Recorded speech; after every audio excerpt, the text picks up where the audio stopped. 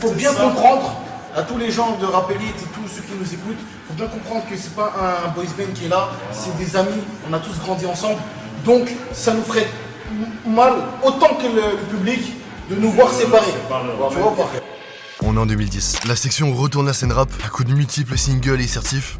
Il faut un braquage. Puis c'est en 2013 que Gims en fera un second, cette fois-ci en solo. Au-delà même du rap, il devient littéralement la superstar de la musique française. Alors que peu d'années avant, il était encore complètement inconnu. Aujourd'hui, on va voir ensemble comment l'un des plus gros vendeurs de l'histoire du rap a chuté récemment.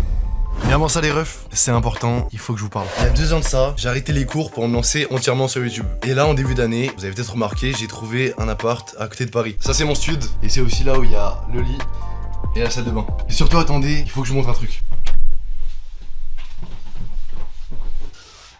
Ça, c'est le salon, il est juste là. Bon, il y a une petite cuisine. Et la pièce au fond là-bas, pour le moment c'est secret, peut-être que je vous en parlerai plus tard. J'ai jamais vraiment pris le temps de vous le dire, mais évidemment, tout ça c'est grâce à vous. J'ai passé quelques semaines dans le sud avec la MIF, mais maintenant, c'est la reprise, c'est le retour du charbon. Pour cette année, j'ai plein de projets et ça commence dès maintenant. J'ouvre une nouvelle chaîne YouTube. Vous retrouverez à peu près les mêmes formats que cette chaîne, mais cette fois-ci sur une autre passion dont je vous en ai jamais parlé, le MMA. Faites-moi confiance, ça sera tout aussi quali en termes de recherche, d'écriture ou de montage. La première vidéo vient de sortir exactement à l'instant et elle est sur le parcours de Cyril Gann. Pour les curieux, vous pouvez trouver le lien en description ou à la fin de celle-ci. Mais là, vous avez cliqué pour Gims, alors on reprend la vidéo.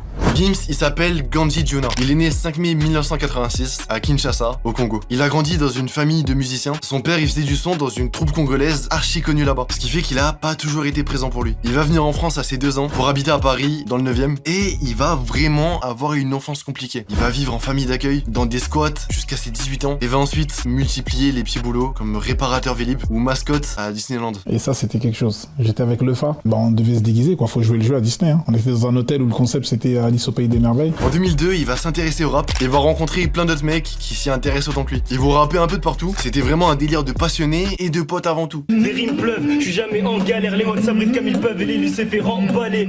Quoi? La rumeur tourne plus vite que la roue, ça porte tout va dans la rue, cette voie tiendra pas la route. Finalement, avec le temps, plusieurs vont s'éloigner. Ça sera que les plus attachés au rap et les plus proches qui resteront. Goomams, Black M, Le Fa, Barakadama, Maska, Gyrochrome et Gims. Il y aura toujours quelques têtes qui gravitent autour du groupe, mais ils étaient moins mis en avant. En 2005, Gims fait une rencontre qui va complètement changer leur vie. Le groupe signe chez Watibé, l'énorme label du producteur Dawala. Dès cet instant, il y a déjà un peu plus de stratégie. Il commence rapidement à se faire connaître. À cette époque-là, Gims s'en rendait pas encore forcément compte, mais c'était un peu lui le leader du groupe. Il s'occupait de la plupart des refrains, les gens parlaient que de lui. Mais c'est pas un hasard. Justement, vu que c'était le meilleur en refrain, et en grande partie grâce à lui que les singles marchaient autant, c'était probablement une stratégie du label de le mettre en tête d'affiche. Par exemple, en interview, il était souvent placé au centre, au premier plan, et c'est de loin celui qui prenait le plus la parole. En vrai, c'était bénéfique pour Gims. En toute logique, les gens s'attachaient alors plus facilement à lui, donc plus simple pour faire une possible reconversion dans une future carrière en solo, comme il s'est finalement passé peu d'années après. Mais dans un autre sens, ça pouvait aussi être bénéfique pour les autres membres du groupe d'avoir un leader comme ça. Tant que Gims restait avec eux, continuait de faire des big refrains, il faisait croquer tout le monde. Je dis pas que sans Gims, le groupe aurait flop, mais ça aurait jamais été le même succès. Bref, et pour revenir sur cette stratégie, justement, je suis certain que ça a commencé à déranger quelques-uns du groupe, notamment le Fa, qui essayait plusieurs fois de s'imposer en interview,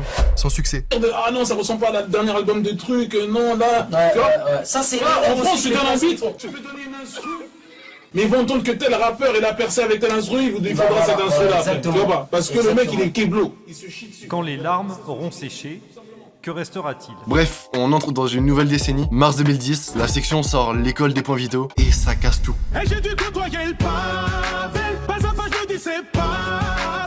Aujourd'hui, il est 4 fois platine, c'est énorme, mais il faut se rendre compte qu'à l'époque, c'est encore plus big que ça, parce que le rap est complètement en stand-by, ça vendait plus. Eux, ils arrivent d'un coup en groupe, et ils braquent l'industrie avec des sons comme What You By Night ou Désolé, qui aujourd'hui sont considérés comme des classiques. Une grosse partie des rappeurs actuels écoutaient de fou la section à l'époque. Ça a forcément été une inspiration. Le rappeur qui t'a donné envie de faire ce métier. Je crois que cette section d'assaut, ça avait l'air trop cool d'être avec ses potes et de rapper n'importe quand. Et ce qui fait la force du truc, c'est qu'à la base, la section, c'est un groupe de potes. Ils s'entendent bien avec leur label, Dawala. Il y a vraiment ce côté familial. En plus de ça, ils montent tous ensemble. Watibé devient carrément une marque qui fabrique des t-shirts, des casquettes, du champagne. J'avais même un agenda Watibé à l'époque. Et j'ai dû côtoyer le pavé. Plus tard, même le petit frère de Gims, Daju, va rejoindre le label. Bref, ils sont clairement à leur prime. Ils enchaînent que des gros singles, plein de clips, des grosses tournées. Ça marche de fou pour eux. Mais à cette même période, des premiers problèmes apparaissent.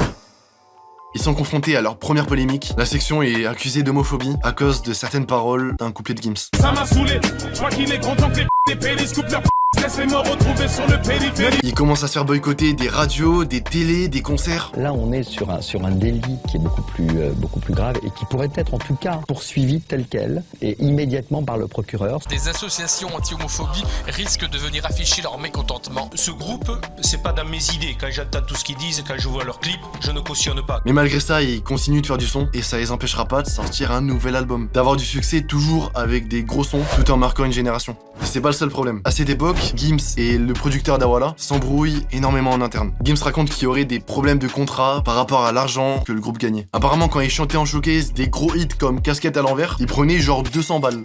Comment me croire? Je faisais Paris-Quimper en Viano pour aller chercher mes 250 €. Et je le faisais, parce que j'avais pas le choix. Et quand il a chanté au Zénith devant 6000 personnes, il a pris 900. Et je chantais Wati by Night, les gens me voyaient à la télé, pensaient que j'étais déjà millionnaire. Et ça, c'est le côté obscur d'Awala, tout le conflit autour de lui, moi, etc. Tout ce déchirement, c'est dû à tout ça. C'est un truc de fou, il trouvait pas ça normal, et entre ça et d'autres raisons internes, ça finit par éclater. En 2012, presque tous les membres se lancent en solo, dont Gims, et à ce moment-là, on aurait pu penser que ça allait être compliqué pour lui de gérer sa carrière tout seul, vu qu'il avait l'habitude d'être en groupe, mais pas du tout. En 2013, dès qu'il se lance, il commence par se concentrer sur des sons beaucoup plus chantés, on est plus sur de la variété que du rap. À cette époque, c'était un risque, mais aussi l'occasion de toucher un public plus large, et ça va direct marcher. Sur ses premières années de carrière en solo, de 2013 à 2015, Gims rafle tout sur son passage. Chaque son qui sort est plus qu'un single, il commence avec Je me tire, Bella, puis quelques temps après avec Sapé comme jamais avec Niska, que des sons qui nous ont marqués, et on parle pas que des auditeurs de rap, ça touche tout le monde. C'est l'un des premiers à réussir à faire cette transition. Son premier album aujourd'hui est double diamant, 1 million de ventes, et même sur sa chaîne YouTube, les vues c'était stratosphérique. Bref, vous avez capté, Gims à ce moment-là, c'est réellement énorme, il prend une place de fou furieux dans le game, c'est comme ça que le membre star de la section est devenu l'un des plus gros vendeurs de l'histoire du rap français. Malheureusement, tout se passera pas hyper bien par la suite. Gims continue son run de poids lourd du game, toujours en chantant, et il aura à chaque fois 1 ou 2 singles qui tournent par année, mais en même temps, c'est là que viennent les premières polémiques. Et cette fois-ci, il est seul, il se prend tout dans la gueule. On va se pencher ce soir sur un dérapage complotiste d'une personnalité, et pas n'importe laquelle, c'est Gims. Déjà en 2018, il tombe en clash avec Booba. Faut savoir que de base, les deux avaient fait un son ensemble, et ils s'entendaient plutôt bien, mais dans la même année, Gims balance une vidéo où il dénonçait les achats de stream. Donc en gros, voilà, on en a marre de voir des singles d'or, des singles de diamants, de platine, de gens inconnus qu'on ne connaît pas, qu'on ne saurait identifier. Les noms vont tomber, les noms vont tomber. Ça a pas plu à Booba, il s'est senti visé, et c'est de là que le clash est parti. Mais le plus important, c'est ce qui s'est passé après. Quelques mois plus tard, il y a un audio qui va fuiter dans lequel on entend Gims parler de Booba. Il y a 3 jours, j'ai fait une invocation, j'ai prié. J'ai demandé l'anéantissement de Booba. C'est-à-dire, j'ai demandé sa destruction. Pour le mal qu'il veut tenter de me faire, l'humiliation qu'il veut me faire. T'as capté? Depuis ça, Booba veut plus le lâcher. Ils arrêtent pas de faire des stories l'un contre l'autre. Ça va faire bientôt 5 ans. Ils s'insultent et se répondent des deux côtés. Donc forcément, ça fait du bruit. Ils sont vraiment devenus ennemis jurés. En 2020, Gims avait annoncé un nouvel album, Le Fléau. Et il avait dit qu'il y aurait que du rap. Il voulait replaire à son premier public. Ce projet, j'avais envie de le faire parce que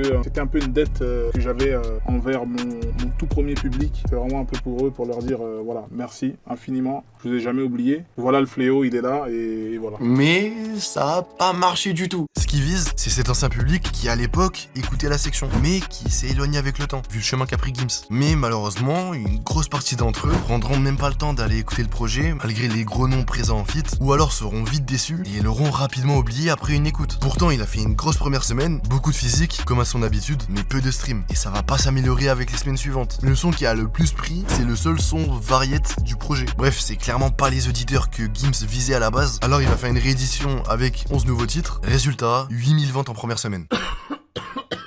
Ce qui est évidemment très peu pour Gims. Puis ensuite une deuxième réédition, c'est un peu sa technique à chaque fois, ce qui l'amènera finalement aujourd'hui à faire double platine. 250 000 ventes c'est énorme, mais faut pas oublier que c'est Gims les gars. Pour rappel, son projet précédent c'était 1 100 000 ventes, celui d'encore avant 1 300 000 et celui d'encore avant 1 100 000. Bref, à chaque fois c'était double diamant. Donc là c'est facile 4 à 5 fois moins que ce qu'il a l'habitude de faire. Qu'est-ce qui s'est passé? Soit la stratégie de revenir dans un délire rap a pas plu, soit une partie du public commence à se lasser de Gims. Et d'ailleurs y a pas que ça. Ça fait un moment que la section annonçait un album qui s'appellerait Le Retour des Rois, mais qui n'est finalement jamais sorti. Ils auront réussi à refaire une tournée, à faire un U-Arena, mais à part ça, rien de nouveau. Aucun nouveau projet ou même nouveau son. Certains avaient encore une lueur d'espoir par nostalgie, mais c'est que récemment qu'on a appris que l'idée a été complètement abandonnée. C'est fini. Alors il y a eu un album, Le Retour des Rois, il est pas sorti finalement. Ouais. Il arrivera un jour ou pas? Ou c'est compliqué toujours? Non, il arrivera pas. Il arrivera pas finalement, il arrivera pas parce que ça a été tellement compliqué. On est parti sur un succès quand même. C'était l'apogée. On en a vendu plus d'1 millions. Et revenir, retoucher à ça, remettre la ceinture en jeu après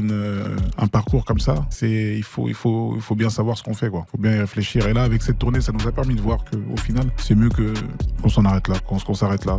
C'est plus sage. J'étais prêt à le faire, j'étais prêt à le sortir. Et ensuite, je me suis dit non, on s'est rétracté. Je me suis rétracté. Black M s'est rétracté. Les autres voulaient le sortir absolument. On s'est pas entendu. Ça a gueulé, ça a crié parce que voilà. Évidemment que les autres ils veulent sortir le projet, parce qu'au-delà de la nostalgie, faut faire rentrer des sous. Alors que Gims et Black M, qui eux ont déjà pu coffrer avec le temps, ont plus à perdre qu'autre chose. Mais ils ont quand même essayé d'enregistrer des nouveaux sons. Ils savent très bien que la section, faut le dire, ça a vieilli, ça a pris 10 ans. Il y a eu tellement de nouvelles sorties depuis, de rappeurs qui ont pop, qu'un nouveau projet de la section, ça peut vite être un gars. D'autant plus qu'aujourd'hui, il y a plus la même alchimie qu'ils avaient entre eux. Autre chose, en début 2022, Gims fait une story où il demande aux gens de pas lui souhaiter bonne année, parce que ça serait contraire à sa religion. S'il vous plaît, avec les bonnes années, nouvel an, laissez-moi avec ça, pardon. Vous savez bien que je suis pas dans ça, je n'ai jamais répondu à ça. Ça lui a valu une sauce de fou sur Twitter. Il est même allé s'expliquer et s'excuser sur un plateau. Ça a pas mal entaché son image, mais c'est rien à côté de ça. À l'époque de l'Empire de Couche, il y avait l'électricité. Les pyramides qu'on voit là, au sommet, il y a de l'or. Je pense que vous connaissez tous l'histoire. Avril 2023, Gims passe chez Hustle et dit une dinguerie de fou. L'or, c'est le meilleur conducteur pour l'électricité. C'était des foutues antennes. Les gens avaient l'électricité. Les gens, ils n'arrivent pas à comprendre ça. Et naturellement, personne va avaler ça. Ça commence à le vanner comme il faut. Et il ira aussi en plateau pour s'expliquer. Non mais en vrai, vous maintenez, vous y croyez en vrai? Je peux pas l'affirmer. Je peux pas vous affirmer qu'il y avait de l'électricité au sommet des pyramides, etc. Moi, je pense que ça nous dépasse jusqu'aujourd'hui. C'est un sujet mystérieux et moi, j'aime ce côté qui laisse place à l'imagination. Il utilisera ce bad buzz pour justement faire un son sur les pyramides, mais sans le vouloir, ça lui causera une nouvelle polémique. Parce qu'il aurait utilisé une IA pour faire la cover.